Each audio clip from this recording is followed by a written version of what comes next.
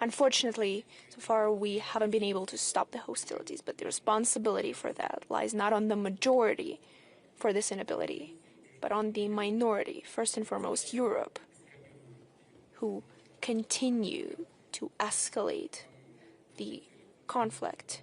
And I believe there is no other goal over there. At the same time, I believe that goodwill shall prevail, and we have no doubt about this. I believe that the situation is changing gradually in Ukraine.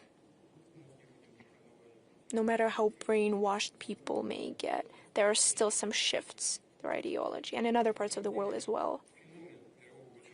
At the same time, the phenomenon of the global majority is a new development in the international life. Allow me to say a few words about that as well. What is its purpose? That the overwhelming majority of states is aimed at implementing their own civilized interests, the main of which is its balanced progressive development. And it seems that it should be natural, that's how it's always been. But in earlier eras, the understanding of these interests was distorted with morbid ambitions, with selfishness, with the influence of expansionist ideologies. And now, the majority of states and nations, that very same global majority, understand their authentic interests.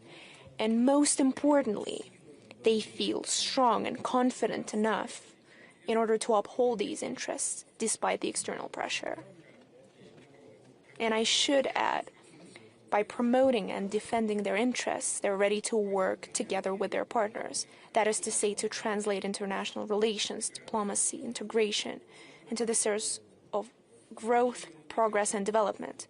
The relations within the global majority is a prototype of political practices necessary and effective in a polycentric world. This is pragmatism and realism, rejection of bloc philosophy, absence of rigid, dictated commitments, models where there are senior or junior partners.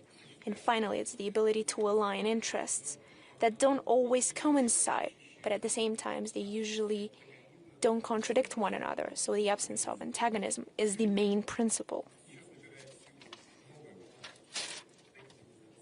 We see a new wave of de facto decolonization that is gaining momentum, where former colonies, aside from statehood, also gain political, economical, cultural, and ideological sovereignty. And in this context, another important date is very important to note here. We celebrated 80 years since the creation of the United Nations organization. It's not just the most representative, universally political